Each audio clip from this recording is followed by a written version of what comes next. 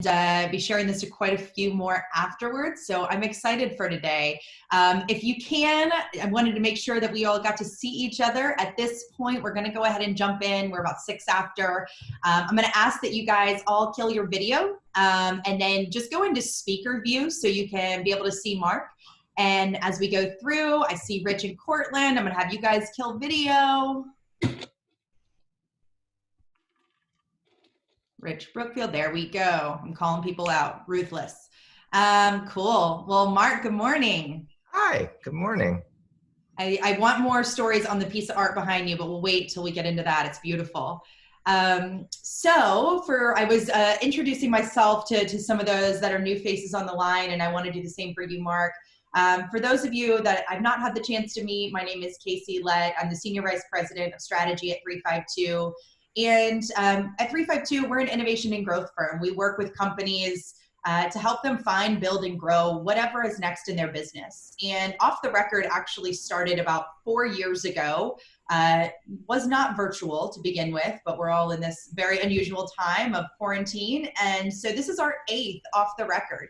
And what we do is bring together on a regular basis the innovation community and business leaders to talk about real conversations around what is the reality of businesses.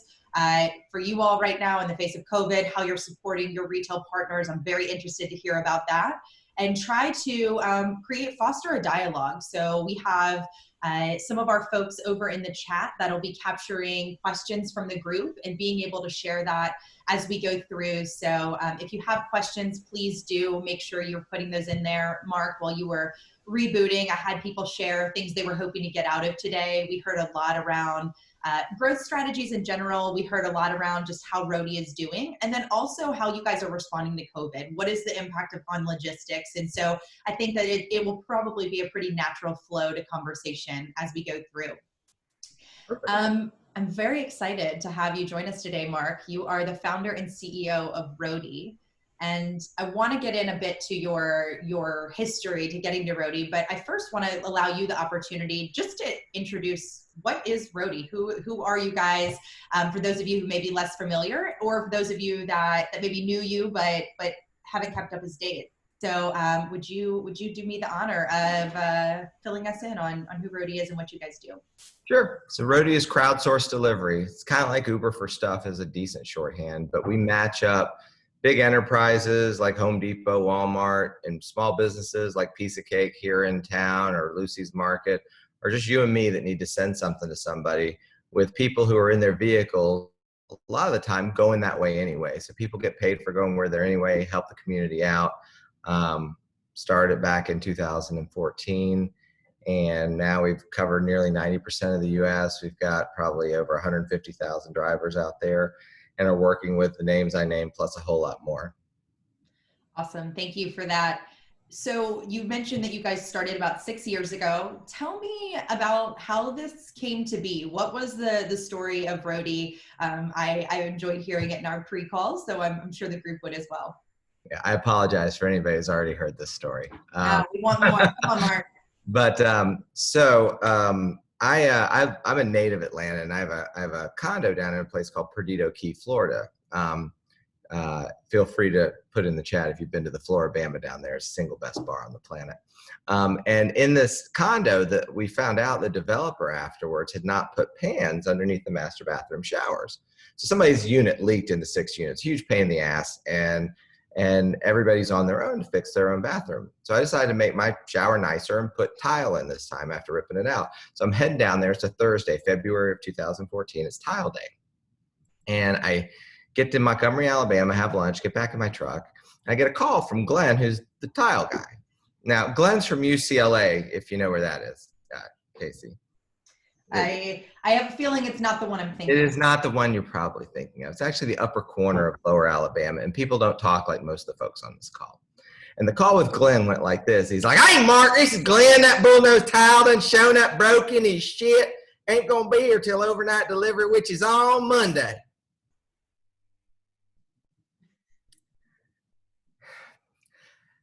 So overnight delivery was Friday. At this point, it wasn't Monday. I was going to get nowhere with Glenn. So I was just like, where in the hell is the tile?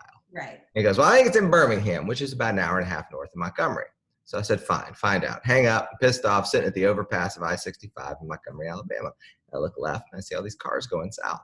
I look right and I see all these cars going north. And I think to myself, there's bound to be somebody leaving Montgomery right now, from leaving Birmingham right now, heading to Montgomery.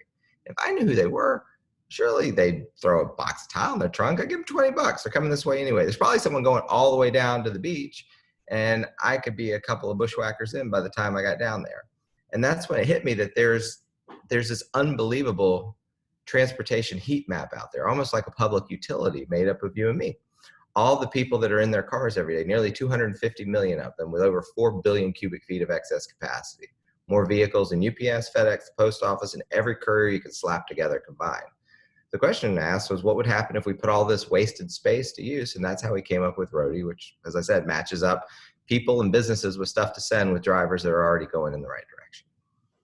That's how it started. And then Glenn was surprised I wasn't pissed when I got down there, because I spent the weekend sort of writing the business plan for it, and off we went.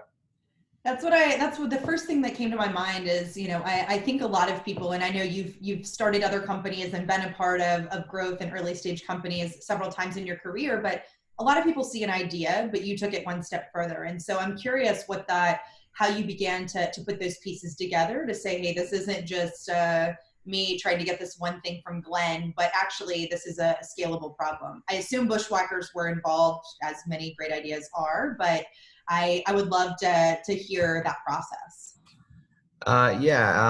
Bushwhackers always help any creative process. So you're right about that. I have a question from Cortland. He says, can you explain what a Bushwhacker is? It is a very, very strong drink that starts many good conversations, nights. Yeah, if you go to the Florida Band, there's a sign on the wall that says "No good story ever started with a salad," and it is true.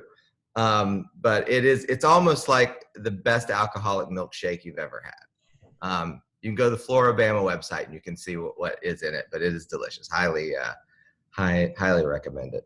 I don't know. I mean, I've always had I just see ideas that need it. And the cool thing about the tile story is, I don't normally ever get into this, is whenever I tell my tile story, people remember it because it's a redneck voice. And if you've seen me tell it before, it mostly stays the same. But the cool thing is everybody out there who's listening, you have your own tile story. It might be a jersey that you needed to get to your ex's house. It might need to be some product you needed to be delivered. Everybody has a tile story of something. I can't tell you how many times personally I've used my own product because I needed it during this quarantine. So everyone has a tile story. So the thing about the tile was it was just relatable. And what I realized every time I told that, people told it back to me.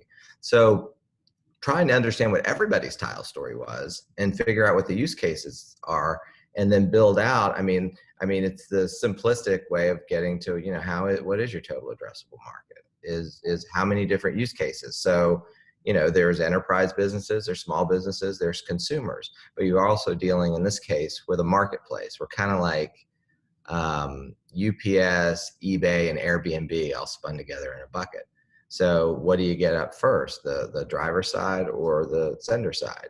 In any marketplace, I'll tell you, demand is the hardest and most important part to get. But in this case, you needed to get the drivers up first. And we spent a lot of time trying to figure out deliverability. And, but when we started, we were getting drivers. We were going to we did 300 football games where we had people out handing out T-shirts and koozies and getting half worthless email addresses just to get it spun up. And then gradually realized it was, if our North Star is to create on the way delivery, you've got to be deliverable in all the places. To be deliverable in all the places, you have to have active, engaged drivers in all the places. And to do that, you've got to give them a daily baseload of demand. So we pivoted the customers we were going after more to enterprises where I could sign a Home Depot. And if I do a good job, then they'll hopefully give me more stores and more geographies. And that's proven true for them, and Tractor Supply and Walmart and all the airlines that when they used to be flying around, we deliver bags for. Back in the day. Yeah, way back when. So I love that, and I want to dig into that a bit further because marketplaces, I think, are something that can be a bit of that puzzle to figure out, especially bi-directional marketplaces where you're having multiple people being able to transact there. And so you said something interesting is you have to be deliverable in all the places. And it's my experience, and I probably know enough to be dangerous, but not an expert by any means. But in looking at a lot of models that go out and especially are looking to scale, all the places isn't where they start. They generally go to the major metros. And so I'm curious of that, you know, y'all's perspective on that, your perspective, and then how you've done that. No one ever asked that question. So that is a place where we have gone sort of against the grain of the way people have done it. So take Uber, for example. Right. I mean, and they have billions and billions of dollars to spend. We're very fortunate for Atlanta money raising, but we're nowhere near like what they've done out there. The way they would set up a market is they would go into Atlanta, they would pay drivers to sit there and wait for people to go. They would go to the hotels and get all the business people to take Ubers and Lyfts to the airport. They would go to all the bars and get the drunks to go home. And gradually they would prop up the market that way. We took a different approach. And this sort of core market approach that Uber had, then they did that. They replicated it in DC and they raised billions of dollars to go and do that everywhere. We did it differently. We wanted big customers to pay us to get us deliverable in all the places. So the trade-off for us was we're going to go wide. We deliver for Walmart in Houma, Louisiana. Most people here couldn't pronounce it nor find it with a map and a head start. But we do it. And it's forced us to figure out how to do rural markets as well as urban markets. And more, those are the ones that you know, the bigger companies you hear about are really not serving as well. I mean, we are in, like, when we deliver for Delta and all these folks in Philadelphia, DC, Orlando, Atlanta, San Francisco, all these places. We also do Eugene, Oregon, Houma, Louisiana, and Asheville, North Carolina, and Chattanooga, Tennessee, and Augusta, Georgia. Not exactly the hit list probably of Uber and DoorDash and all these people when they were getting going. But we just said yes to big customers that could help us expand. And as opposed to trying to create demand in market, they would create it and we would just figure out how to serve it there. And we just kept saying yes. And there were plenty of arguments about it. It was not any venture type person that we talked to. And we had some come in and, you know, they're really smart. And they're just like, no, you need to go and you need to do the course. It's because all they had seen. But if you're going to build something in this space, I mean, and do it in any sort of financially reasonable way, this seemed like a better plan for us. And what's cool about it right now, in general, but especially during the pandemic, tons of people that worked with other people before us or otherwise are coming to us simply because we're everywhere. Our geographic reach. I mean, we have 5 things at Roadie that we like pitch. Okay. We can do longer distances. So it's not like a 10-mile radius where your per drop economics have to be. We can do big stuff. We have pickup trucks and Priuses. So we can do keys and couches. We can flex to capacity. So whether you have 10 gigs in a day or 500 gigs in a day, and we can talk more about that later, crowdsource flexes. But the biggest one is geographic reach. I mean, we touch all these places. When we run coverage maps for some of the biggest companies and brands that you can imagine, we're covering 90+% of them, and other people are not coming close generally. So going wide has actually, it was harder at the beginning. It's harder to set up, but it's way more scalable and it's way more useful for the people we serve. Yeah, I mean, you had the infrastructure there. You didn't have all the people there yet, but you had the infrastructure. And then when the people came, you were able to sustain that demand.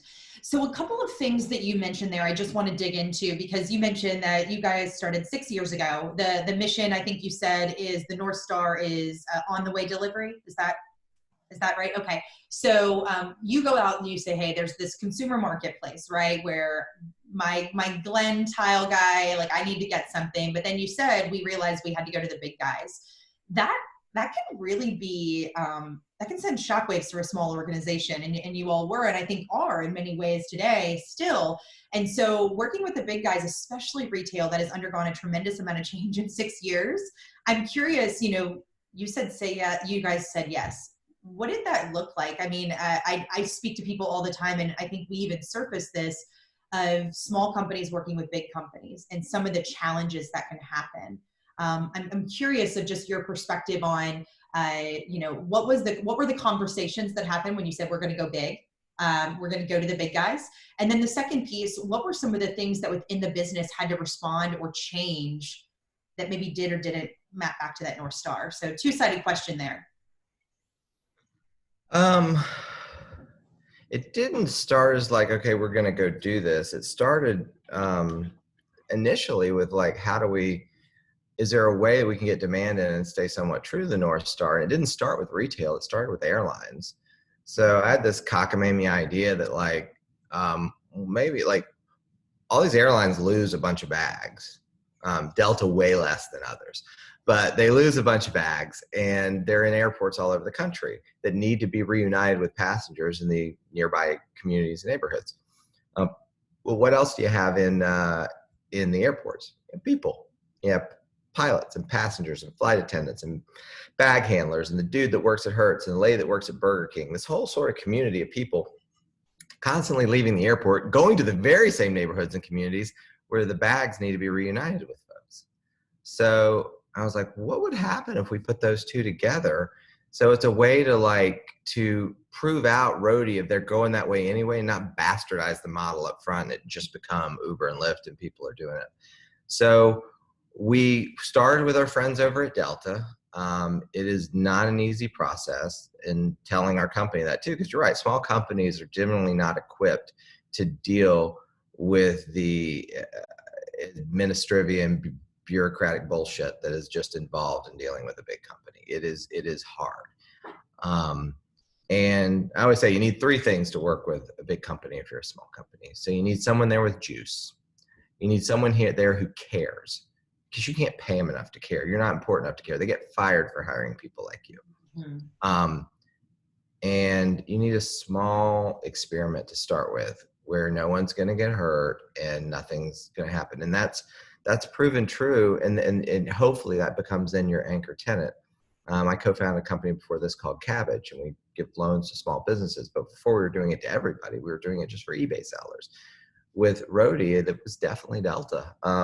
So we had to convince, conference rooms of 40 people there, having some very funny conversations, that we could do this. And finally, got to be friendly with Go West, who's a COO there, and really an entrepreneur in a big organization.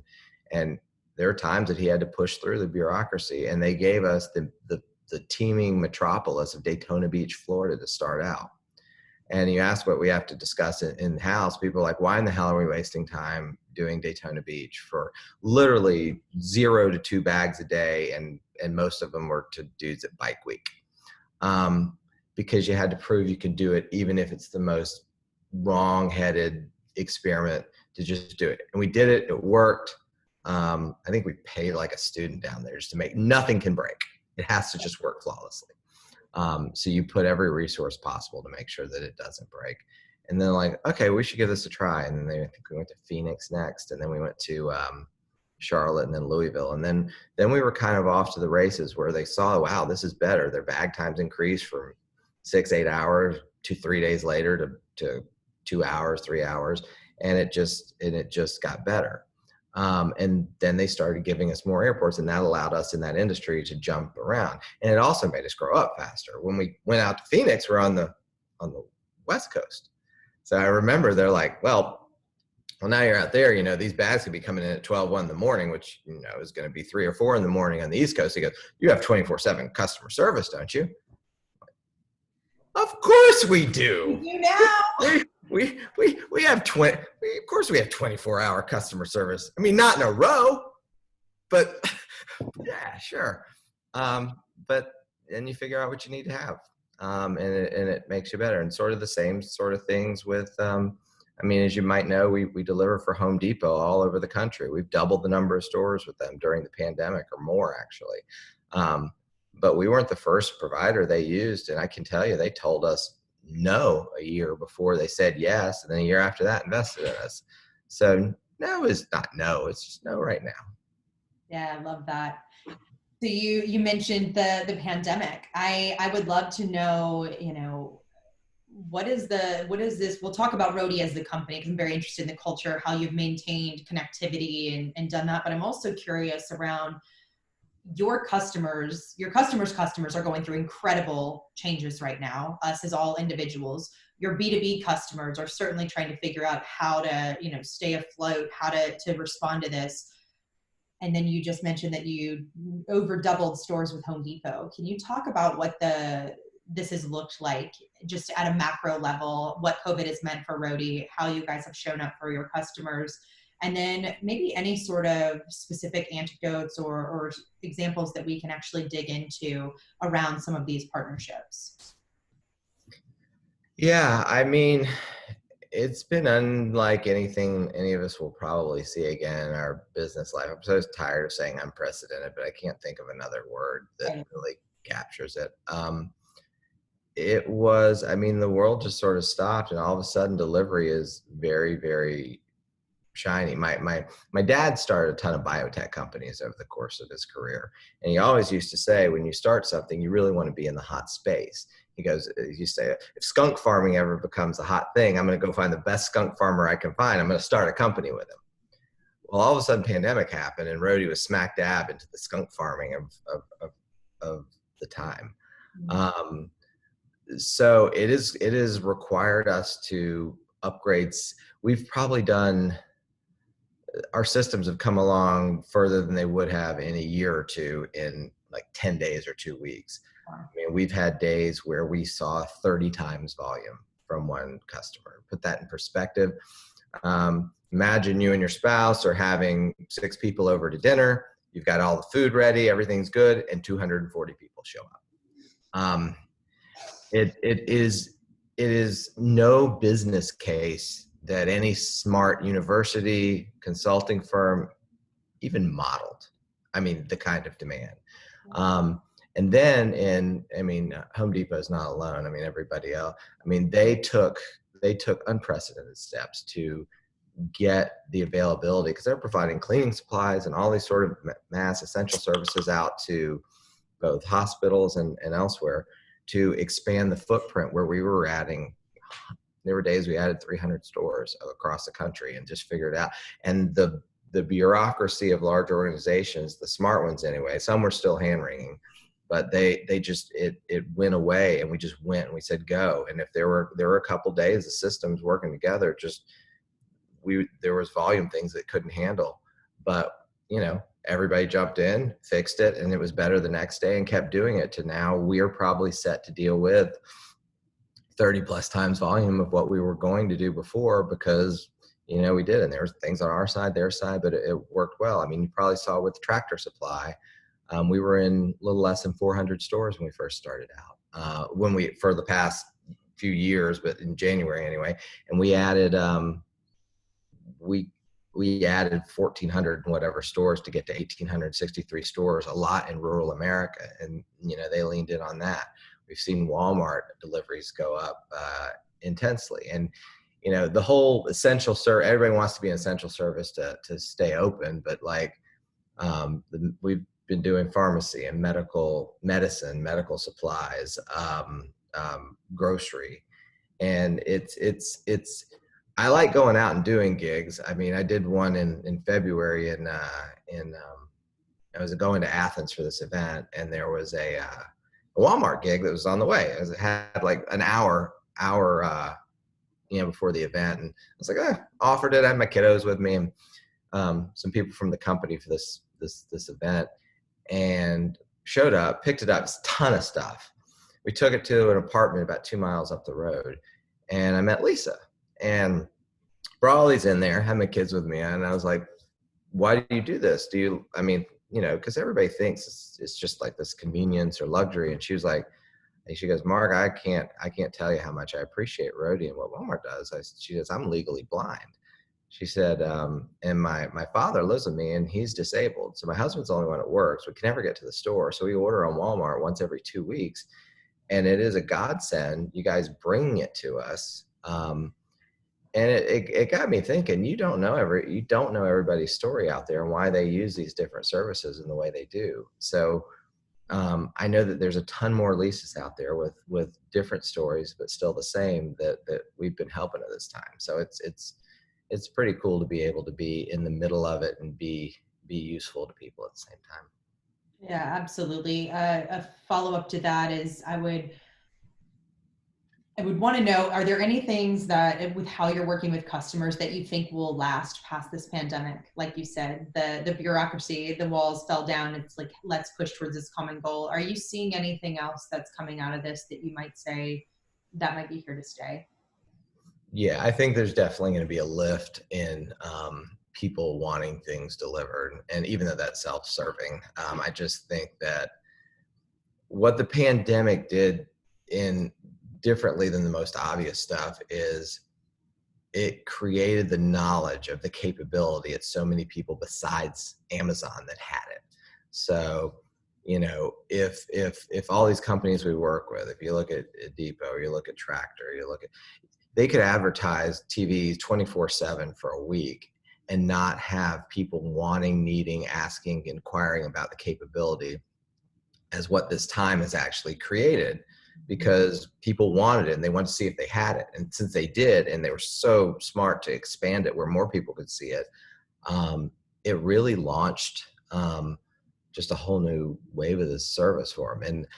And retailers that are not there, I mean, the first time this happened, I think customers, investors, and so forth might forgive some folks because it's hard to see this coming. Of But if course. there's a second wave or something else, then shame on them. I mean, Right. There's no excuse at this you're point. you're you're going to have to meet customers where they are, and it seemed like an option before, um, and now it's not so much an option. You need to have the capability to get people stuff that day, or they're going to go somewhere else for it. Mm-hmm.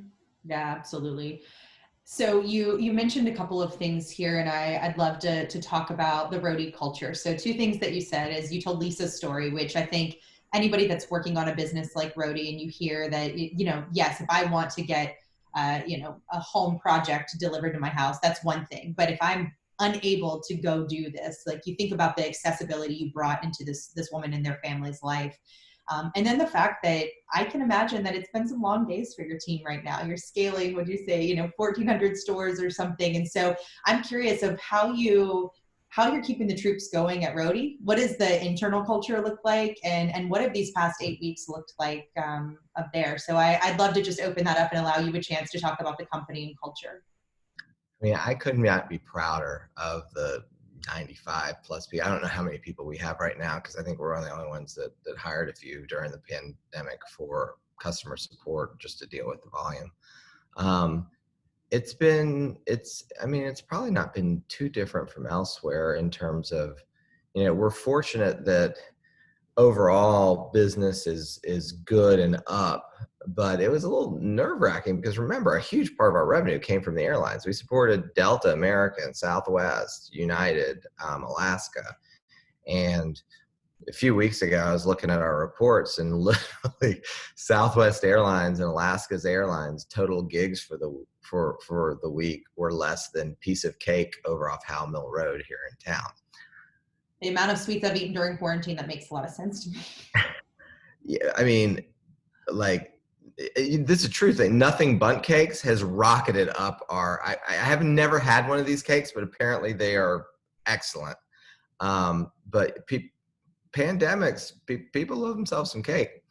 Um, the team has been awesome. I mean, we've obviously been doing what everybody's been doing in the Zoom calls. The town halls have taken on a different kind of tone. I mean, Roadie and Cabbage before that, we've always been very transparent about what's going on with the company. We've sort of taken that to a new level in the town halls. Now we talk about customers that have come on, what growth has looked like. When the system fell over, it was a Friday afternoon, and at the time, certain folks that we delivered with us did not deliver on Sunday, and they just did on Monday. So Mondays were just making us fold like a cheap suit. There was just too much. And it was a Friday, and got the whole development team on the phone and had back at Betterware. We had this Apollo 13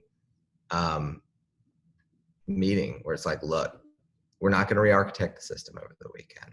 We're not going to have anything that we don't have right now. It's like you're up in the spacecraft and you've got duct tape, tubes, some bubble gum, and whatever else is there, how do we not fuck it up Monday? How do we take everything we have and make it work for, and not let, how do we test? And we did something interesting. We wound up in our system, you can push so many gigs into it, and we're doing it all over the country. So we literally tried to break it ourselves on Saturday and pushed as many gigs as we could in the shortest time frame possible to try to just make it go into the red and just see what our outside, parameters were, not in a test environment, but in the real environment. And that way we could work on that then versus seeing it live. And the team is talking on Friday like it wasn't any other day. Like there's no question that everybody's going to work on this on Saturday and try to figure out what happens. And there's been no complaining. Everybody, I think they're grateful that everybody has jobs, because a lot of people are friends. Probably the best thing I saw from one of the guys in support that we use High Five that allows us to do constant feedback in the company. But the one that stuck with me, and he was like, I'm really great. A lot of my friends are worried about their jobs. And he goes, be honest, and their companies and the world. And honestly, the way you guys are, I'm not worried about any of that. And it was like one of my favorite comments that came through. Because if we can just provide, not the pump you up, but just the sense of calm, keep doing the thing, you're doing fine, reinforce it every week. It's good. But we've gotten really, really good response. And we really haven't missed a beat. We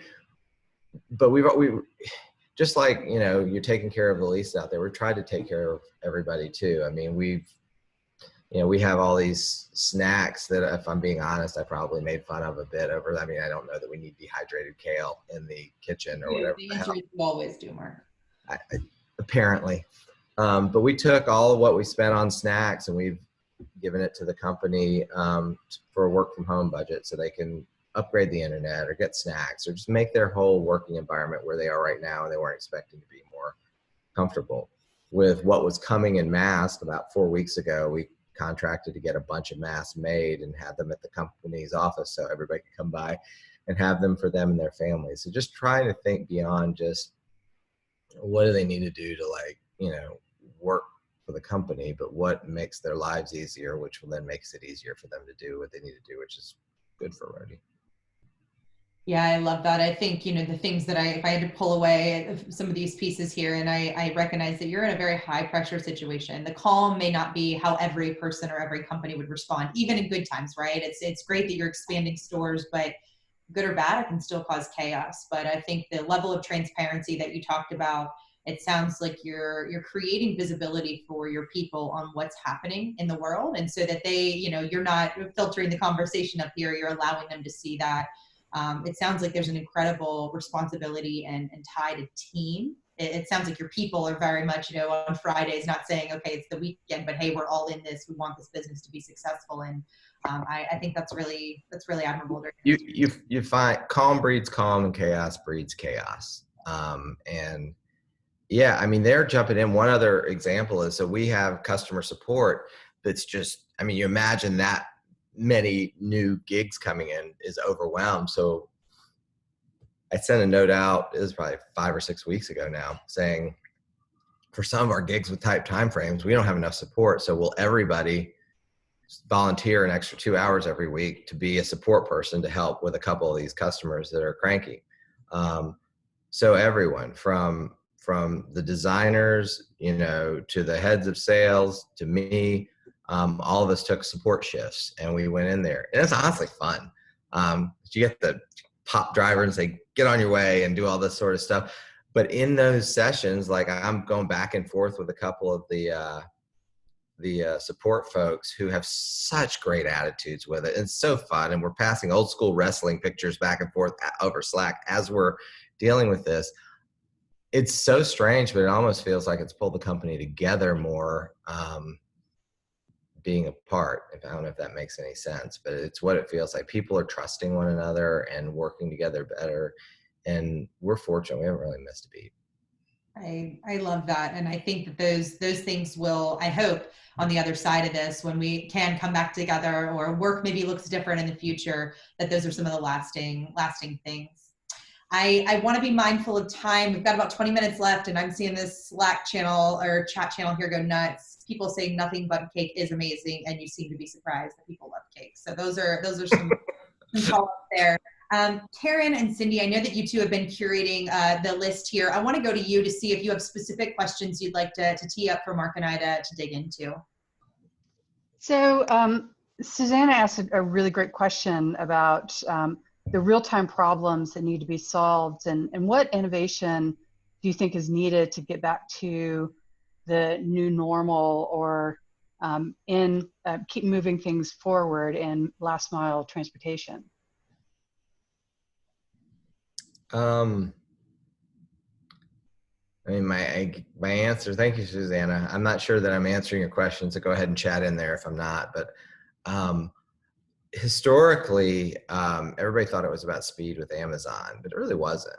It was about optionality, and you need the option of being able to get something in 5 days or 5 minutes or whatever the case may be. I think going forward to get a new normal as far as like delivery goes is just same day delivery, buy online, pick up in store, maybe curbside, not sure on that one. All these things just need to become options. Retailers are going to realize they're going to have to meet customers where they are. If their option before is it's more convenient, Amazon's going to get it there. I mean, I don't know if you've ordered from Amazon lately, but nothing is on time with them per se right now. So the option is like, we can get it to you right now. So I think just having that optionality is something that every retailer, pharmacy, every business that needs to get things to people needs to rethink how they do it and the different ways in which they do it.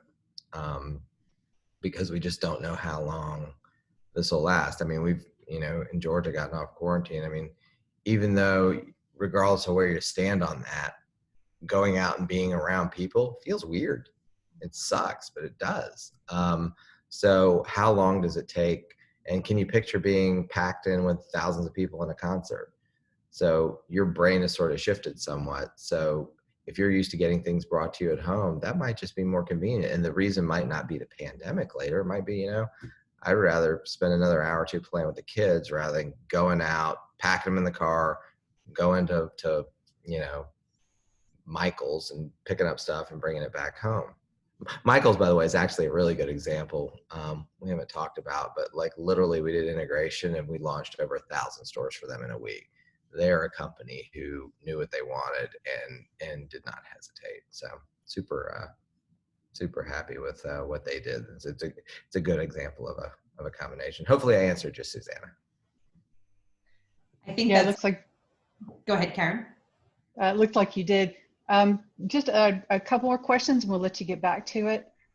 So Sarah asked a really great question about how, Mark, did you and your founding team know what the right levers were to pull and push when you were starting out the company, when it's obviously really difficult to go against the momentum? You talked a lot about saying yes to everything, but what are the other levers and how did you know what you needed to do?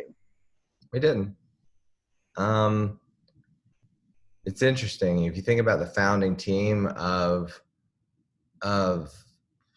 I keep getting the numbers wrong, but of like the 6 people that were with me to begin with, 5 are still there. So we had a bunch of fights, like a whole family. There are people that thought that the airline stuff was, we're just going to be a monkey that delivers bags for the airlines. That's not what we started out. The thing is, it's like, you know where you want to get to, but you have to jump in a lot of like non-sequential lily pads to get there. And it's my job to try to make everybody okay with that and be calm with it. And it's hard sometimes. So one of the things about pulling levers and pushing buttons, we did, like all of them. And we tried to get better at figuring out when they weren't working. And oftentimes they didn't, and we had a lot of disagreements about it. Staying in the consumer side so long, we spent nearly 18 months plus dealing with how do you onboard drivers? How do you do this efficiently? We way overspent on Facebook marketing and stuff to get drivers in, and how do we make this efficient? But what I found is the process of letting it get messy will get you to something pretty faster than waiting to have that perfect product out. By the time it comes out, you don't even know what it should be anyway. The enemy of perfect is done. So get done and then iterate on done.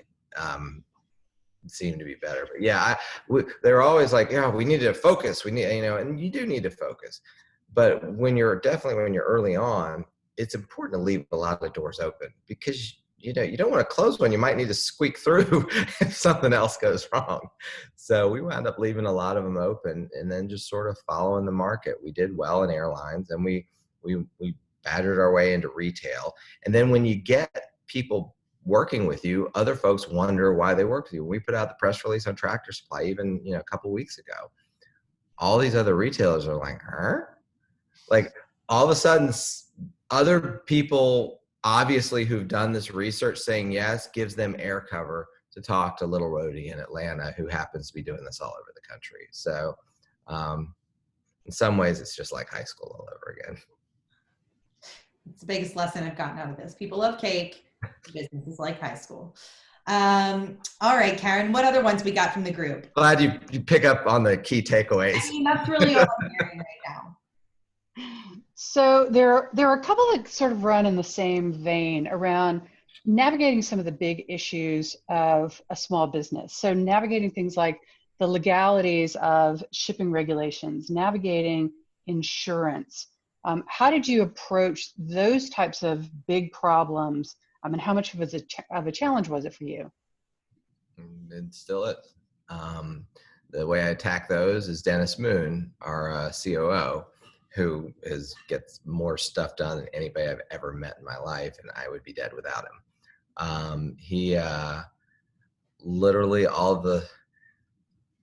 he just wrangled that initially, the insurance, the legalities of shipping, the ever-changing laws. You have AB5 on the West Coast, which is what they're doing to try to make all Uber or whatever gig economy workers employees, which is wrong-headed in our opinion, but we'll see how it continues to play out.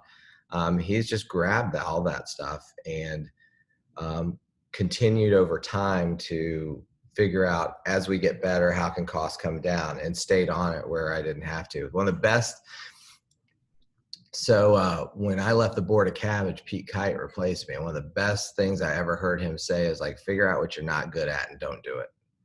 So I'm not good at any of that stuff.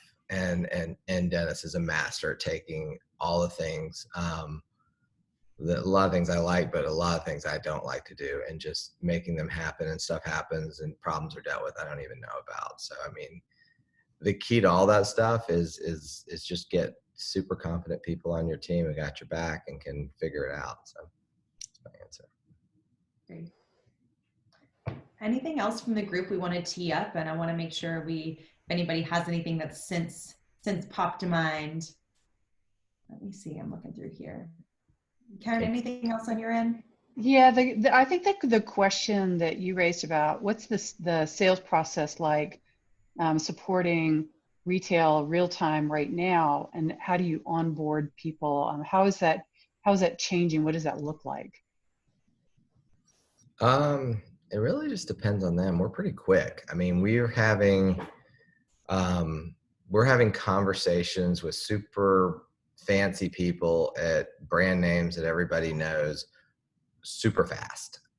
They're coming inbound at a rate where we're just trying to have those conversations, and internally just figure out who's serious and who's just still tire kicking and trying to not move. There's a natural disposition in big companies to not move. To like, inertia is super powerful. So trying to figure out the ones, all of them say they want to move though. So it's kind of like Halloween. You got to figure out who they really are. And part of what, the sales team does, and like I'm effectively on the sales team, is try to figure out who's serious or not. The ones that are, you like lean in and you do not stop until it gets done. And that's time kills deals. So anytime that you can compress between the time you talk to them and they do something, it's better. Imagine if you were trying to I have a friend that had a deal signed right before the pandemic happened. It made a year. Like, what you don't want to waste a week. We always joked about this in venture capital. We used to do a pitch at Cabbage where it was like, how to raise money and deal with VCs. I mean, the time between you signing a term sheet and the money coming in, nothing good happens. And the slide was titled, "Don't let the body get cold." Like literally, like you need to just compress time when you're talking to them. But you start to figure out who's serious and who's not.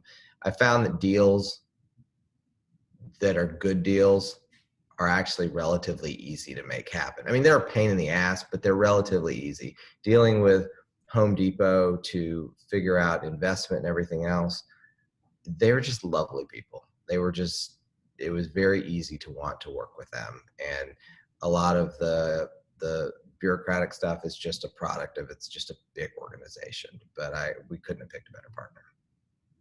Great. I love that. And there's two questions we'll round out on. We'll bring it back to you as the individual. So one person in the chat, Jen, had said, what other innovators, and I'll open that up, could be business people, could be personal mentors, but who inspires you? I've heard a lot of nuggets of wisdom, and this is, like I said before, not your first company. So I'm curious, what are your personal inspiration folks look like? Well, first is probably my dad. I mean, he was starting companies long before I was born, and throughout growing up, I constantly saw him taking these like ideas, typically in biotech, from people that he's like, "Oh, that's a great idea. We need to make a company out." And then all of a sudden, there's a couple people working there, and he takes this thing and then makes it this thing that all these people are behind, and this is bigger thing. And folks start showing up to work, and then there's new office, and there's a new logo and a pad, and it was just cool to see how you start something, and you got a little taste of how hard it was to raise money, and just how exciting it could be to bring something out into the world. So definitely Dad. Right now, I mean, he's a friend, but I mean, just provides great value and friendship and help to me, is Frank Blake, who used to be chairman and CEO at Home Depot.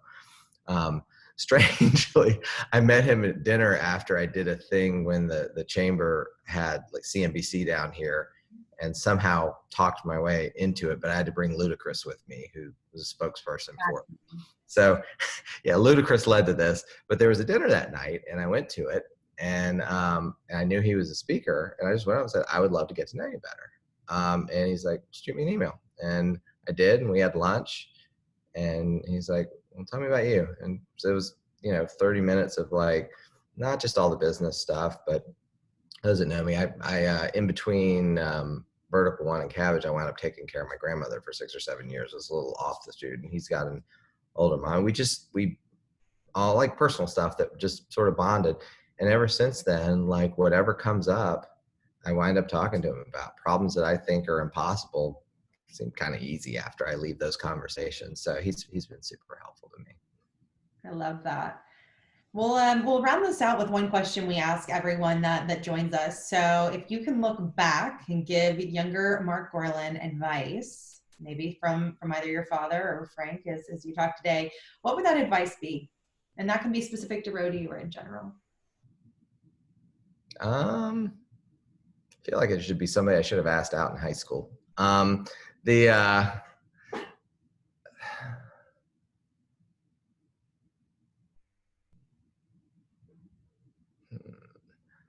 a good one. I think, the probably the best advice is it's some combination of just go, which is one of our values at Roadie. It's just like, it's better to go and break things and then figure it out faster. So whether it's a company to start, something else, just sort of go, and don't worry what other people sort of think about it. I think as you get older, you become a little bit more immune to that, but it definitely, it's and one of the ones that we try to hire for, and I actually constantly going back and forth with my kids about that. I think I could have been better at earlier on, is like, you want to hire people who are figure it outers. So folks that, I can't make up the crazy stuff that's been sent or issues that we've had over time at Roadie. When you deal with a crowd of everyone delivering stuff for everyone, shit happens. And like having support people to figure it out. We used to ask questions like crazy scenarios, like what would you do? You know, and you know, you want people that can figure it out. Startups are kind of like a wall with a door and a window and it's locked. And what are you going to do? If you have a key, does that not work? Will you pick the window? Will you dig under it? Will you go over it? Will you blow up the damn wall? I don't care. I just need people that Nick can figure out how to get around it. Yeah, I love that. I'm taking note on that. I'm going to add it to my team as well. I want to round out if there's anything else from the group. We've had a really dynamic conversation today.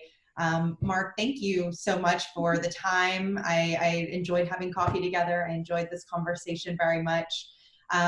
With that, I want to just share out a couple of last minute housekeeping items. The first is that if you weren't able to join us today and you're watching this later, we will be putting this on YouTube and sharing this out. So please, you know, if there's others that are interested in startups, in supply chain logistics, and the response to retail amidst COVID, I think this is probably an interesting conversation to hear. And then the other is that, as you know, many of you have joined us weekly since we started quarantine. We've been doing weekly off the records. These are usually monthly events, but it's been nice to see you all more frequently. And next week we'll be hosting Hamong Dave. Hamong is the Chief Architect and CTO at IBM, and he's going to be talking about the shifting world of technology. Of course, right now it's a very timely conversation in the response to COVID, but we'll be talking about that more broadly in business and potentially some of the lasting effects that this has had, whether it's on consumer behavior, business behavior, et cetera. With that, I am going to give everyone the rest of their day back. Marc, it was a pleasure to have you. I appreciate it. Everyone, please join me in giving virtual applause for Marc Gorlin, the CEO and founder of Roadie. Thank you guys for spending the morning. Bye now. Bye, everyone.